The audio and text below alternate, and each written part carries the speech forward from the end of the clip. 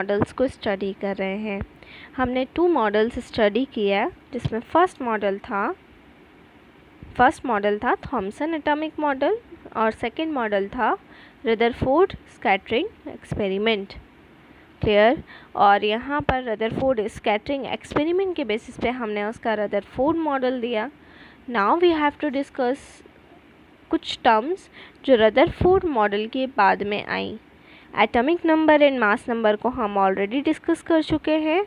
Now we have to discuss isobars and isotopes.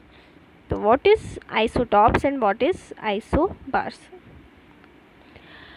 सबसे पहली चीज़, किसी भी एटम का जो कंपोजिशन होता है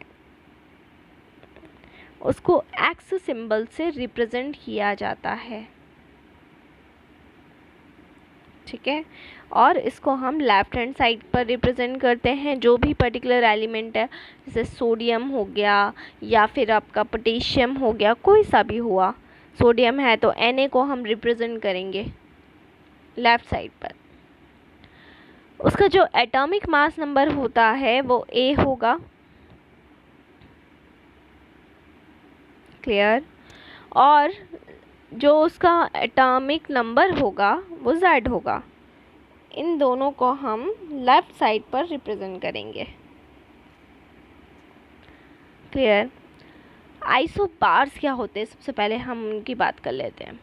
आइसोबार्स वो होते हैं जिनका मास नंबर सेम होता है बट एटॉमिक नंबर डिफरेंट होगा। मतलब कि मास नंबर सेम है, उनमें नंबर ऑफ न्यूट्रॉन्स और नंबर ऑफ प्रोटॉन्स की वैल्यू सेम है। मतलब उन दोनों को जब हम ऐड करेंगे, number of neutrons, number of protons, मतलब नंबर ऑफ न्यूक्लियॉन्स, वो वैल्यू सेम आएगी बट एटॉमिक नंबर डिफरेंट है। एटॉमिक नंबर डिफरेंट का मतलब क्या हो गया कि उसमें नंबर ऑफ प्रोटॉन्स और नंबर ऑफ इलेक्ट्रॉन्स की वैल्यू क्या है? डिफरेंट है।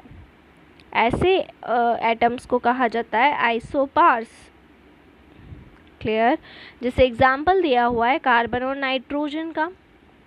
देखिए, कार्बन और नाइट्रोजन को राइट साइड पर लिखा गया है, लेफ्ट साइड पर ऊपर मास नंबर है और नीचे की तरफ एटॉमिक नंबर है।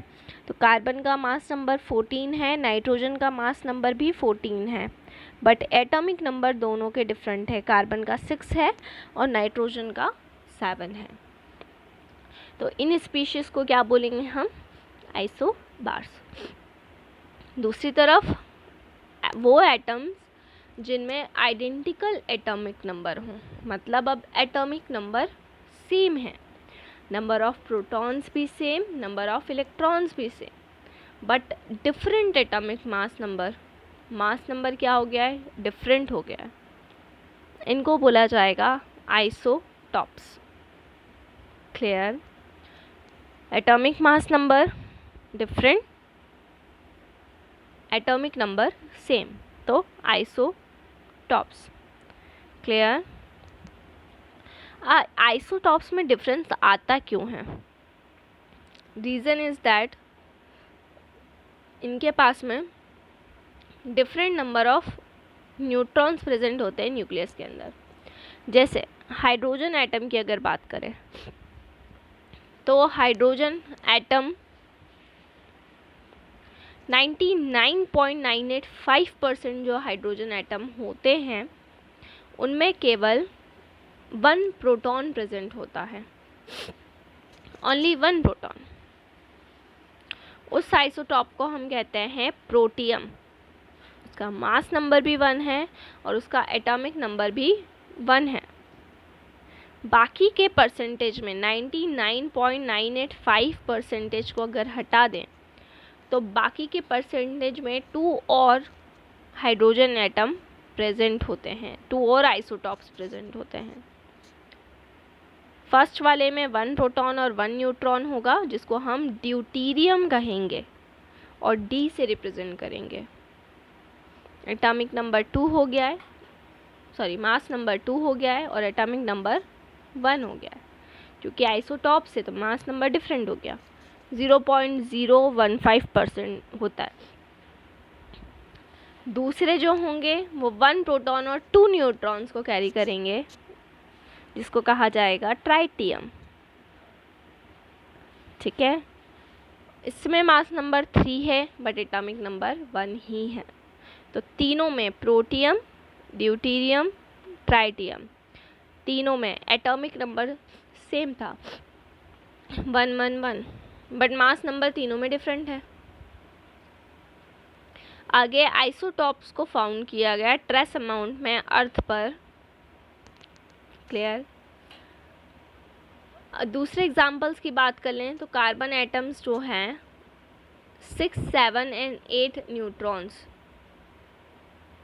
कैरी करते हैं बिसाइड्स 6 प्रोटॉन। तो कार्बन के आइसोटॉप्स की अगर बात करें तो मास नंबर 12, मास नंबर 13 और मास नंबर 14, इन तीनों में ये तीनों आइसोटॉप्स पाए जाते हैं, नेचर में होते हैं, बट इन तीनों का एटॉमिक नंबर सेम रहेगा। क्लोरीन एटम 18, 20 न्यूट्रॉन्स होते हैं बिसाइड्स 17 प्रोटॉन्स।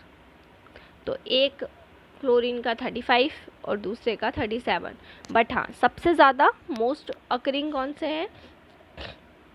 कार्बन जिसमें मास नंबर 12 हो और क्लोरीन जिसमें मास नंबर 35 हो।